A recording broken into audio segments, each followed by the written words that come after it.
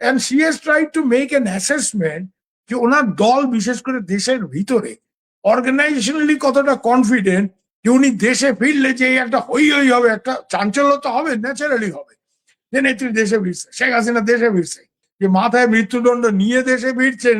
এই সাহস তো ভাই মানে এই অঞ্চলের রাজনীতিতে খুব কম লোকের আছে।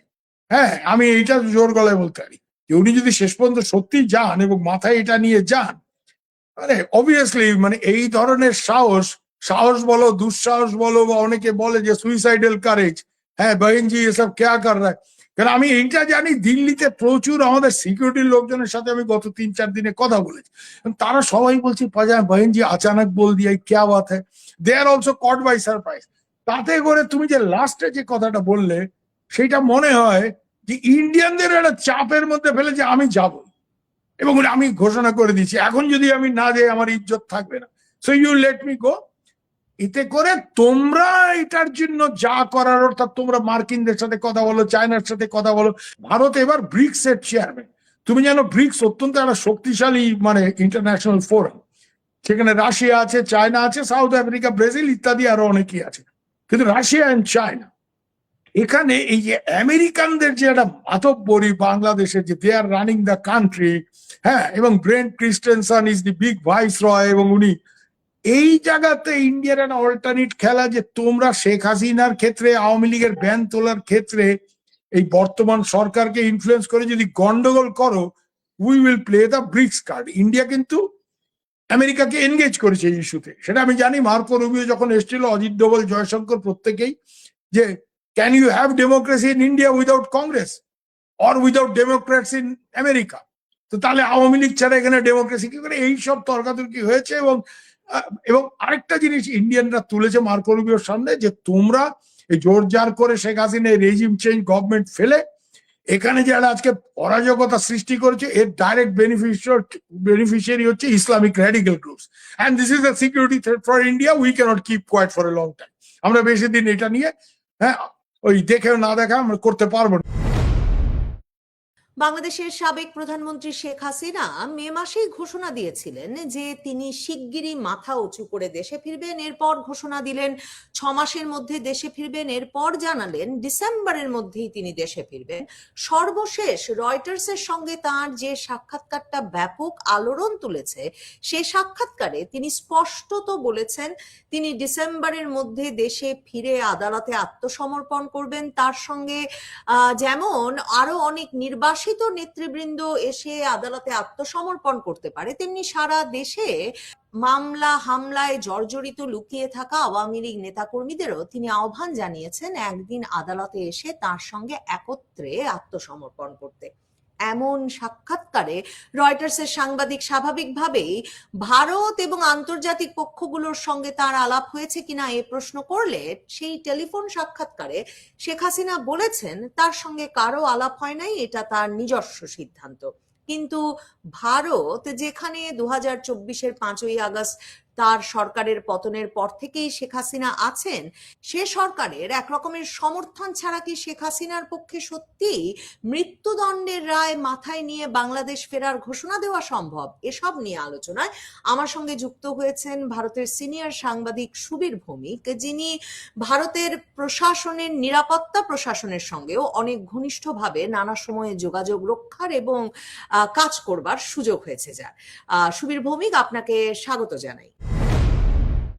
সুবিধা, ভারতের জাতীয় নিরাপত্তা উপদেষ্টা অজিত ডোভাল তিনি শেখ হাসিনাকে 5ই আগস্ট যখন তিনি ভারতের একটা সামরিক ঘাঁটিতে বাংলাদেশের সামরিক বিমানে করে নামলেন তখন স্বাগত জানিয়েছিলেন, এবং এরপর থেকে ভারতে একরকমের সরকার প্রধান বা রাষ্ট্রপ্রধানের মর্যাদাতেই শেখ হাসিনা অতিথি স্ট্যাটাসে আছেন, যাতে ভারতের সকল রাজনৈতিক দলের একটা ঐক্যবদ্ধ সম্মতিও আছে পার্লামেন্টারি সভার আলোচনার মাধ্যমে।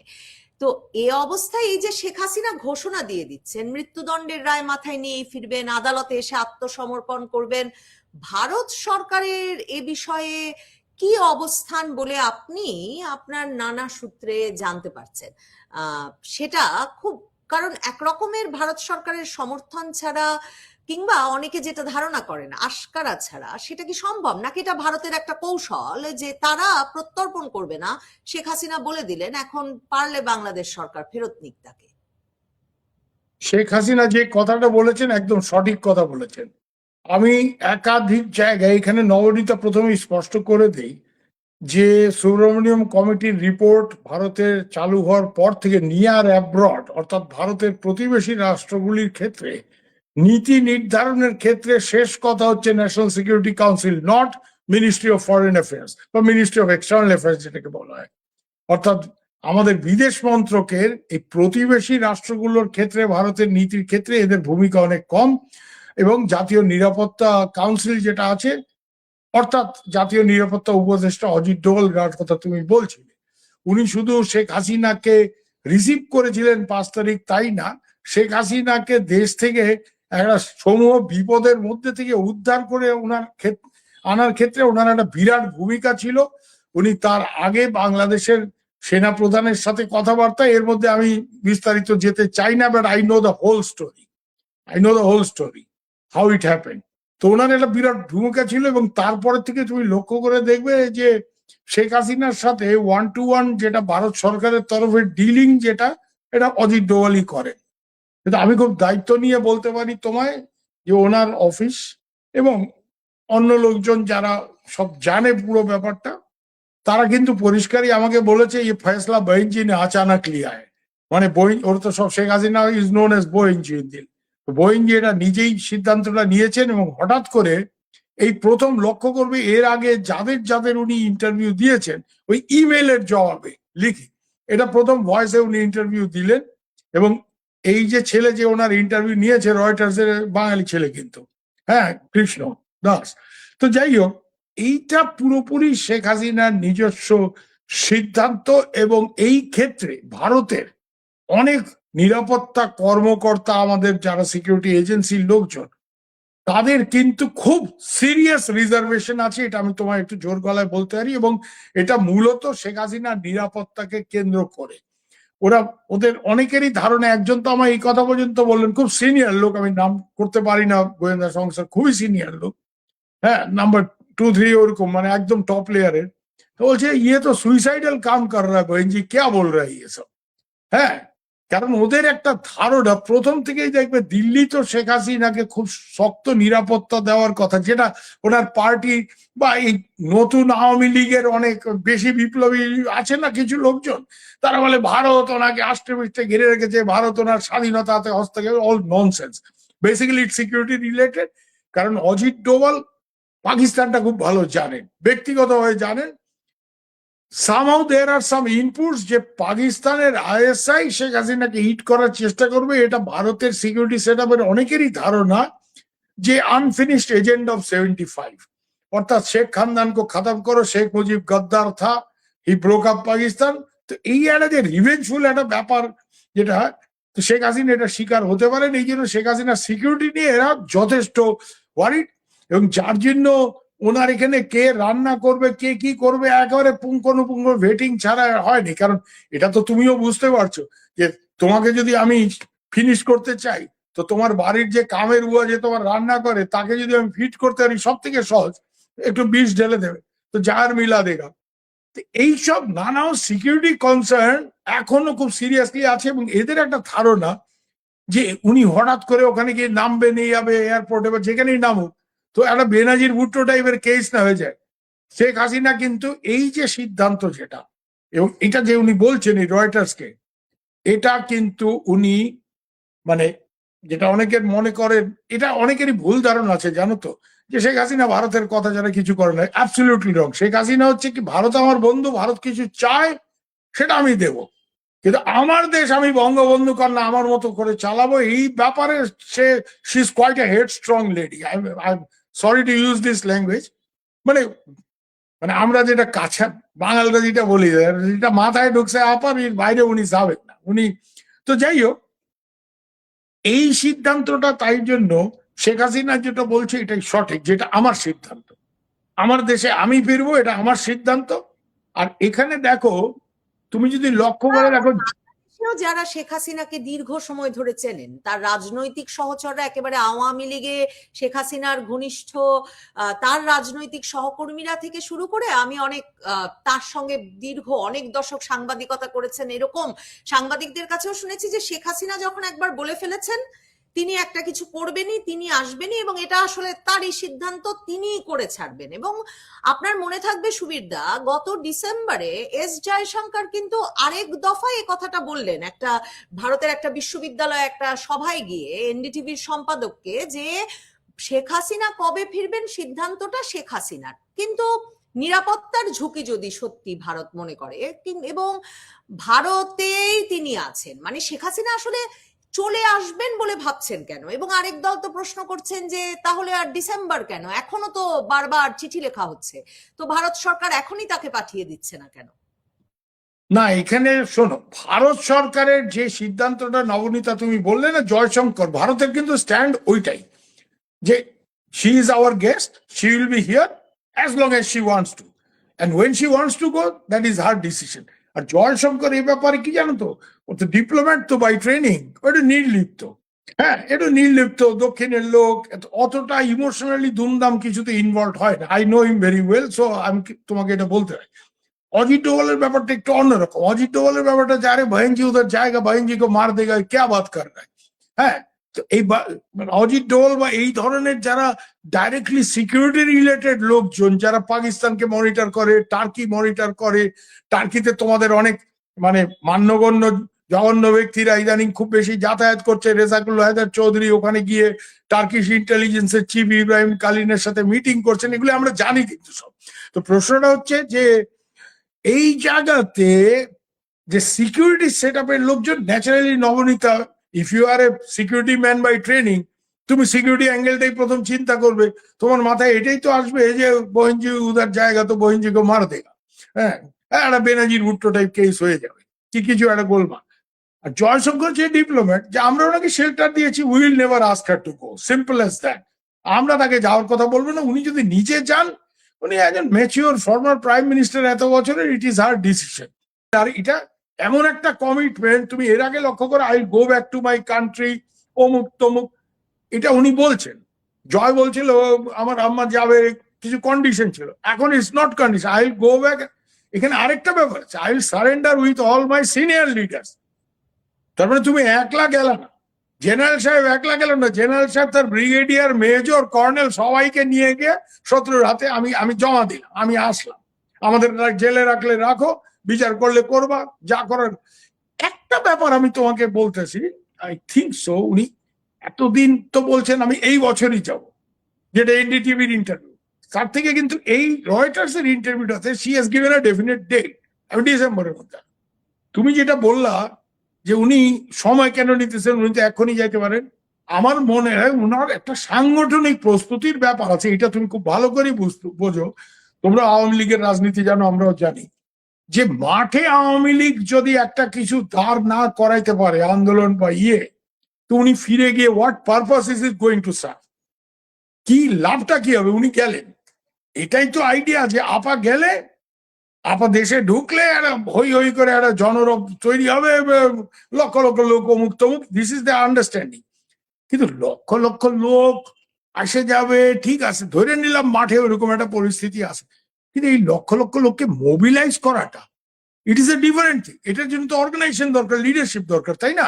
এই লিডারশিপ এন্ড অর্গানাইজেশন ছাড়া তুমি কয়েক লক্ষ লোক রাস্তায় নামানো সম্ভব না। আমরা 8-এর দশক থেকে 9-এর দশক থেকে আওয়ামী লীগের এই মানে স্ট্রিট এজিটেশন বা রোড এজিটেশন দেখে অভ্যস্ত, যে নেতা নেত্রী একটা আদেশ দিল, এইটা কি হবে কমিউনিকেটেড হয় ডাউন দ্য লাইন, এবং একেবারে তৃণমূল স্তরে গিয়ে তুমি মিয়া 200 লোক আনবা, তুমি 400 লোক আনবা, ও তোমার এখানে জামাত বেশি, আচ্ছা 50টা লোক অন্তত আনো, এইভাবে তো ব্যাপারটা হয়। We've seen these things happening in front of our own eyes. তো আজকে এই জিনিসটা করতে গেলে টাইম লাগবে, কেন আজকে আওয়ামী লীগ মানে খুব বেকায়দায় আছে, and this is an understatement perhaps, তাই না? যে খুবই বেকায়দা আছে। এরকম একটা হোস্টাইল পরিস্থিতিতে একটা সলিড আন্দোলন দাঁড় না করাতে পারলে শেখ হাসিনা দেশে ফিরে গিয়ে কি পারপাস সার্ভ হবে, তুমি আমাকে বুঝাও।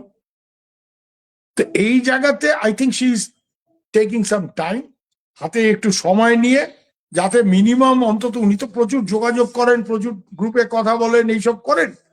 তো এইবার হচ্ছে ডিসাইসিভ অ্যাকশনের সময়। এতদিন তো সব সব কথাবার্তা হচ্ছে, হ্যাঁ, উনি খোঁজ খবর নিছেন কার কি অবস্থা, উনি বোঝার চেষ্টা করছেন দেশের ভিতরে অবস্থা কি, সংগঠনের অবস্থা কি, নেতা কর্মীদের অবস্থা কি, হ্যাঁ, কে জেলে গেছে, তার বাড়ি ঘরের অবস্থা কি, this and that. Now is the time for action. কেন এখন উনি অ্যাকশন মোডে। উনি যখন বলছেন উনি ফিরবেন, তো ফেরার ব্যাপার যখন উনি বলতেছেন, একটা তো এন্ড গেম মাথায় নিয়ে উনি বলতেছেন, নিশ্চয়ই বলতেছেন। সেই এন্ড গেমটা কি? অবভিয়াসলি এন্ড গেমটা অ্যাট দ্য ভেরি লিস্ট ক্ষমতায় কালকে উনি ফিরে চলে আসবেন আন্দোলন করে, এটা আমিও মনে করি না, ওই অত সোজা না। কিন্তু অ্যাটলিস্ট এমন একটা জায়গায় দাঁড় করানো যে আওয়ামী লীগের উপর থেকে ব্যানটা ওঠে, দেশে একটা স্বাভাবিক গণতান্ত্রিক পরিবেশ আসবে, আওয়ামী লীগ খোলাখুলি ভাবে রাজনীতি করার সুযোগটা পাবে। অ্যাটলিস্ট এইটাই তো মাথায় রেখে, এই দাবি মাথায় রেখে তো আন্দোলন। তো এইটা করতে গেলে যে প্রস্তুতি দরকার, সেটার জন্য উনি সময় নিতেছেন। কিন্তু আমি আবারও বলবো যে সময় যেটা উনি নিচ্ছেন, ধরো এখন জুলাইয়ের ধরো প্রায় অর্ধেক, তো জুলাইয়ের অর্ধেক, August, September, October, November, December, মানে 5-5.5 মাস হাতে আসে। বলতে পারো এটা যথেষ্ট না হলেও মানে মোটামুটি অনেকটা সময়। এই সময়ের মধ্যে উনি দল কে কি করবে না করবে একটা মোটামুটি একটা মানে একটা নীল নকশা, আন্দোলনের নীল নকশা সামনে নিয়ে উনি দেশে ফিরবেন। কিন্তু দেশে উনি যে ফিরবেন এই নিয়ে কিন্তু অনেকেরই রিজার্ভেশন আছে, একটা মাত্র কারণ, security. You will guarantee our security. এবং এই ব্যাপারে সুবিধা, ইন্ডিয়া, আপনার তো আবার একটা সামরিক ট্রেনিংও আছে, সামরিক ব্যাকগ্রাউন্ডও আছে। মানে যুদ্ধের এটা তো মানে স্বাভাবিক কৌশল না যে আমি বলে দিলাম আমি এ মাস থেকে প্রথম হামলাটা করব, বা আমি প্রথম মানে আমার আক্রমণটা এক্স্যাক্টলি, চালাবো, তখন তো আমার শত্রুপক্ষ, বিরোধী পক্ষ বিশেষভাবে প্রস্তুত হয়ে পড়বে। কাজেই শেখ হাসিনার মানে এই ঘোষণা তো আসলে তার সময় নেওয়ার জন্য কিনা, মানে সেটা সেটা আপনি বলেছেন বা আপনি ব্যাখ্যা করেছেন সেভাবে। কিন্তু এই যে তিনি বলে দিলেন, তিনি কি আশা করছেন এই আগামী 5-6 মাসে তার যে বিরোধী পক্ষ তারা আসলে আরো শক্তিশালী না হয়ে বরং আরো শক্তিহীন হবে, মানে শক্তি হারাবে, এমন কোন প্রত্যাশার জায়গা আছে? আরেকটা প্রশ্ন সুবিধা, মানে আপনি আমি তো জানি নির্বাসন থেকে সেটা যারই ফেরা হোক, সেটা তারেক রহমানেরই ফেরা হোক, শেখ হাসিনারই ফেরা হোক, কিংবা অন্য যে কোনো দেশে যারাই ফিরেছেন, বেনজির ভুট্টো যখন ফিরেছেন, এর পেছনে আলাপ আলোচনা থাকে, দর কষাকষি থাকে, এর পেছনে আন্তর্জাতিক পক্ষগুলোর বড় ধরনের ভূমিকা থাকে। বাংলাদেশের ক্ষেত্রে মার্কিন যুক্তরাষ্ট্র, ভারত তারা কি অবস্থান নেয় সেটার একটা প্রভাব থাকে। তারেক রহমানের ক্ষেত্রেও থেকেছে। এমনকি ভারতের সাংবাদিকরা এই প্রশ্ন করেছেন আপনাদের পররাষ্ট্র মন্ত্রণালয় এবং নিরাপত্তা কর্মকর্তাদের।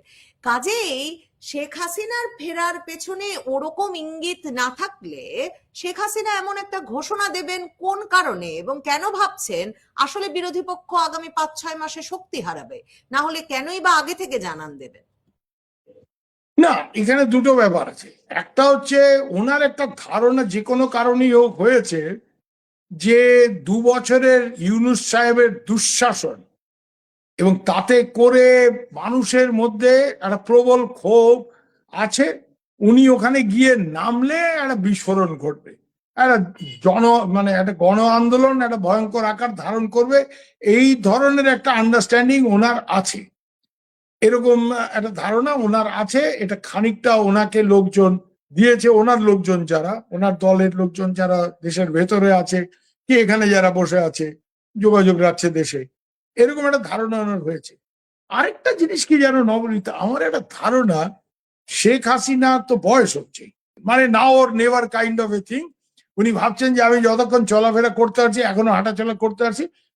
এবং আরেকটা জিনিস ওনার মধ্যে কাজ করে, এটা আমি শুনেছি, মানে গিল্ট কাজ করছে যে অগাস্ট 24-এ আমার কিছু ভুল সিদ্ধান্তের জন্য দেশের এই অবস্থা হয়েছে, তাতে করে আমার দল ক্ষমতাচ্যুত হয়েছে, দলের লোকজন বিভৎস রকমের মানে রিপ্রেশনের, হ্যাঁ, অত্যাচারের শিকার হচ্ছে, এবং দেশের মানুষও প্রচন্ড কষ্টে আছে। ওরা তো এই দেশাত্মবোধ একটা জিনিস আছে যে দেশের মানুষ কষ্টে আছে, এবং হুইচ ইজ ট্রু, এটা নিয়ে কোনো ডাউট নেই।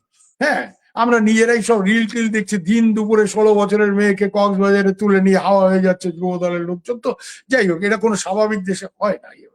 তো দেশের মানুষ কষ্টে আছে, সবই ঠিক। ওনার এই চিন্তাও কাজ করতে পারে যে আমি আমার ভুলের জন্য এটা হয়েছে, আমি আবার ব্যাপারটা ঠিক করব। এবং এইসব জিনিস যারা শেখ হাসিনাকে চেনে, আমরা, তুমিও চেনো, আমিও চিনি, এই ব্যাপার মানে উনি যদি একটা মনে করেন যে আমাকে এটা করতে হবে, উনি কিন্তু করবেন। Come what may she will do it. ওনার এই ব্যাপারটা আছে। হ্যাঁ, ওনার তো সাহসের তো মানে কমতি নেই। উনি যদি ঠিক করে ফেলেন আমি এটা করুন, হ্যাঁ, তো ওই যেটা বাংলাদেশের অনেকেই বলে যে শেখের বেটির মাথায় যদি কিছু ঢোকে তাহলে মুশকিল আছে, উনি যেটা বলে ফেলেন মুখে উনি করবেন।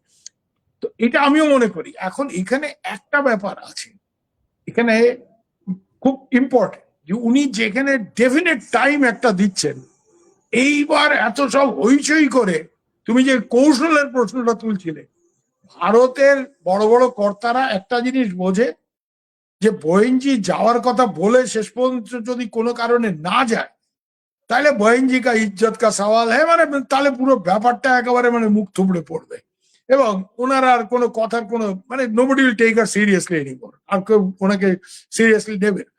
তো এর জন্য এটা ঠিকই যে উনার একটা কিছু গেম প্ল্যান আছে, উনি একটা ক্যালকুলেশন কিছু একটা করেছেন। সেই ক্যালকুলেশন কতটা সঠিক ব্যাঠিক আমরা যেহেতু পুরোটা জানি না, এটা নিয়ে মন্তব্য করাও ঠিক না। তবে মানে একটা তার মানে নাও, উনি আসলে ভারতের উপরেও একটা চাপ তৈরি করে ফেলেছেন এই হ্যাঁ সময়সীমা। হ্যাঁ exactly, there you are, exactly you are right, যে she is trying to force the pace, যে এদেরকে আমি কিছু বললেই এরা সিকিউরিটির কারণ দেখায়। মানে তিনটে ব্যাপার, এক হচ্ছে যা করার এখনই করতে হবে, এরপরে যদি আমি বয়ে যাই তাহলে আমার পক্ষে তো কিছু করা সম্ভব হবে না, I have to do it. 2 নম্বর কথা হচ্ছে ওই সেন্স অফ গিল্ট, যে আমার ভুল সিদ্ধান্তের কারণে এইসব গন্ডগোল হয়েছে, অনেকে আমার অনেক রকম সমালোচনা করছে, আমি ঘুরে দাঁড়ায় একটা কিছু করে দেখায় দেবো, এই জেটটা ওনার আছে। এই দুটো ব্যাগ।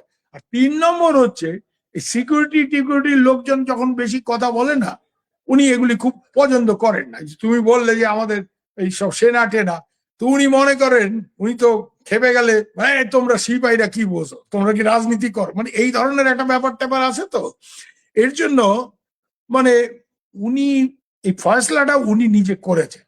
উনি এর আগে তুমি যদি খবর নিয়ে দেখতে পারো যে প্রচুর দলের লোকজনের সাথে প্রচুর গ্রুপ মিটিং উনি করেছেন, প্রচুর, দিনে 3টা করে 4টা করে পর্যন্ত করেছেন, হ্যাঁ, এবং উনি শুনেছেন।